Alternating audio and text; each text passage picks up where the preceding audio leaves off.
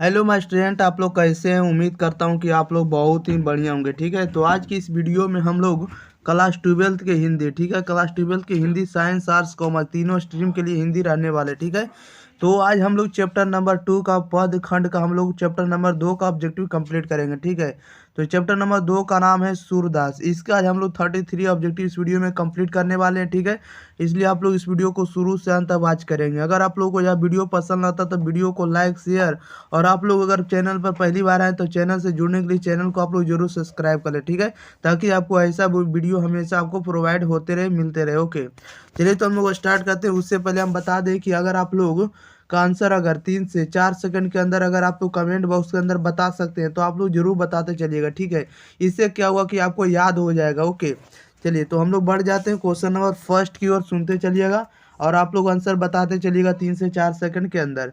कह रहा है कि जागिए, क्वेश्चन नंबर 1 में कह रहा है कि जागिए ब्रजराज कुंवर कवल कुसुम फूले। यह पंक्ति जो है किस शीर्षक पाठ से है, बताइएगा। यह जो पंक्ति लिया गया है, जागिए ब्रजराज कुंवर कवल कुसुम फूले, यह पंक्ति किस शीर्षक कविता से लिया गया है, बताइएगा।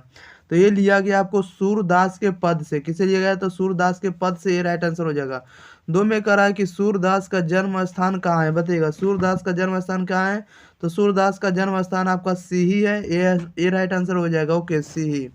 नेक्स्ट क्वेश्चन बढ़ जाते हैं। क्वेश्चन नंबर आप लोग देखिएगा 3 नंबर। क्वेश्चन नंबर 3 में कह रहा है कि हिंदी साहित्य का सूर्य किसे कहा जाता है, बताइएगा। हिंदी साहित्य का सूर्य किसे कहा जाता है? तो सूरदास को कहा जाता है, ये राइट आंसर हो जाएगा।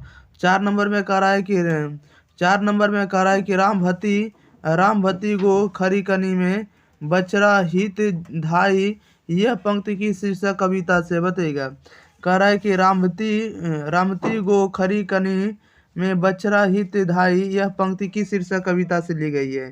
तो यह ली गई आपको सूरदास के पद से। किसे ली गई? सूरदास के पद से, सी राइट आंसर हो जाएगा। 5 में कह रहा है कि सत्संग में किनकी अभिरुचि थी, बताइएगा। सत्संग में किनकी अभिरुचि थी? तो सूरदास के थी, डी बी राइट आंसर हो जाएगा। ओके, सूरदास। नेक्स्ट क्वेश्चन बढ़ जाते हैं। क्वेश्चन नंबर देखिएगा 6। क्वेश्चन नंबर 6 में कह रहा है कि कृष्ण भक्ति शाखा के कवि हैं, बताइएगा। कृष्ण भक्ति शाखा के कवि हैं, ये जो किस शाखा के कवि हैं? तो ये आपको सूरदास के, ऑप्शन नंबर इसका सी राइट आंसर हो जाएगा। 7 में कह रहा है सूरदास की कौन सी रचना है, बताइएगा। सूरदास की जो है कौन सी रचना है? तो सूरदास की कौन सी रचना है? तो सूर सागर है, डी राइट आंसर हो जाएगा। 8 में कह रहा है सूरदास किस भक्ति के कवि हैं, बताइएगा। सूरदास किस भक्ति के कवि हैं? तो कृष्ण भक्ति के कवि हैं, बी राइट आंसर हो जाएगा। नेक्स्ट क्वेश्चन देख लेते हैं। क्वेश्चन नंबर आप लोग देखिएगा 9 नंबर में कह रहा है सूरदास किस भाषा के प्रसिद्ध कवि हैं, बताइएगा। सूरदास जो है किस भाषा के प्रसिद्ध कवि हैं? तो सूरदास जो है आपको ब्रज ब्रज भाषा के कवि हैं, option number C right answer हो जाएगा, ब्रज भाषा। क्वेश्चन नंबर आप लोग देखिएगा 10 में कह रहा है कि बादशाही के विश्व में अद्वितीय कवि कौन है, बताइएगा।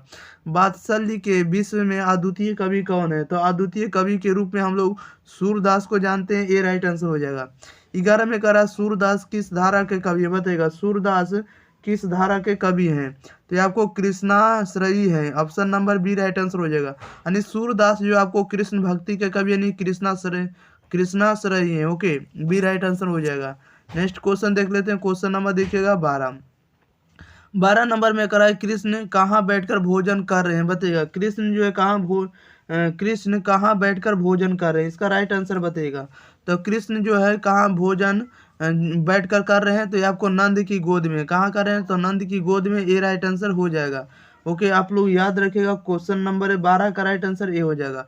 13 नंबर में करा है कि प्रस्तुत प्रथम पद में कृष्ण को किसको सूचना दी जाती है, बताइएगा। कह रहा है कि प्रस्तुत प्रथम पद में कृष्ण को किसको सूचना दी जाती है, इसका राइट आंसर बताइएगा क्या आ जाएगा।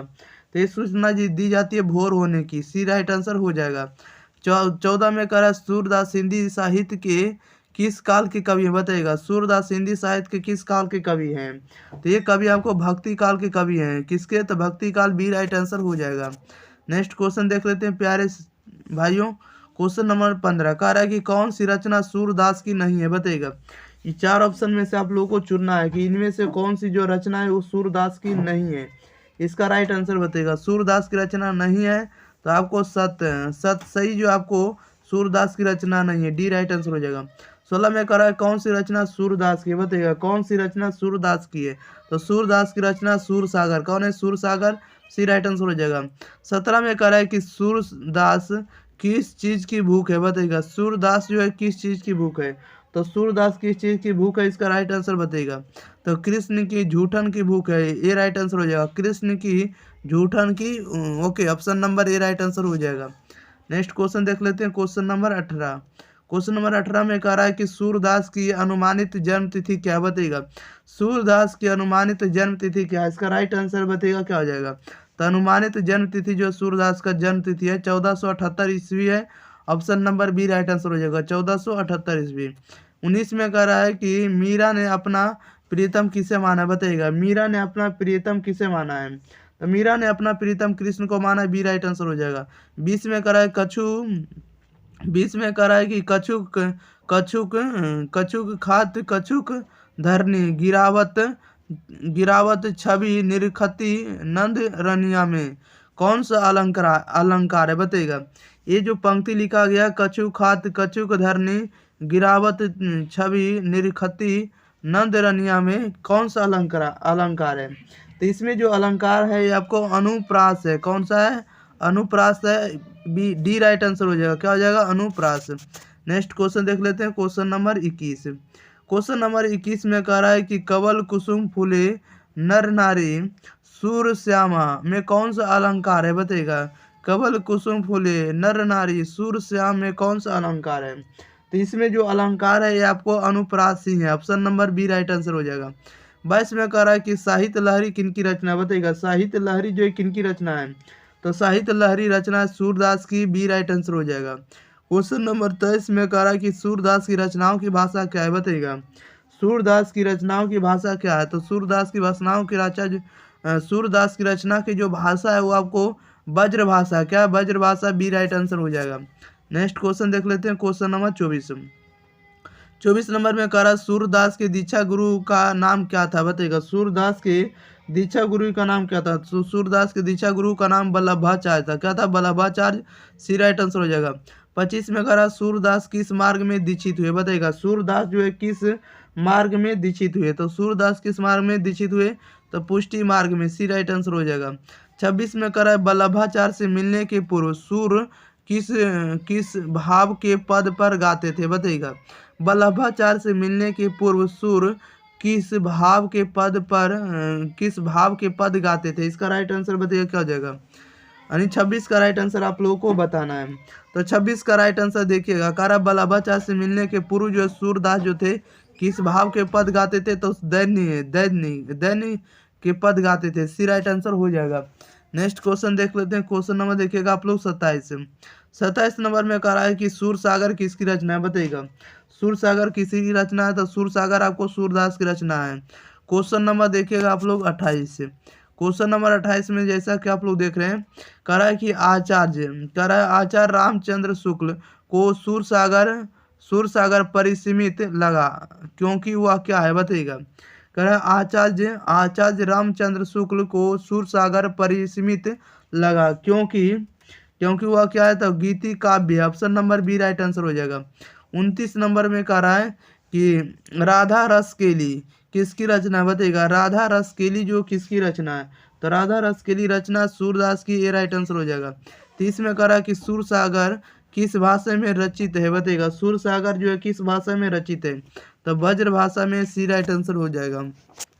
क्वेश्चन नंबर देखिएगा 31 नंबर में कह रहा है सूरसागर के संकलित पदों में कौन रस है, बताइएगा सूरसागर के संकलित पदों में कौन सा रस है। तो वात्सल्य रस है, बी राइट आंसर हो जाएगा।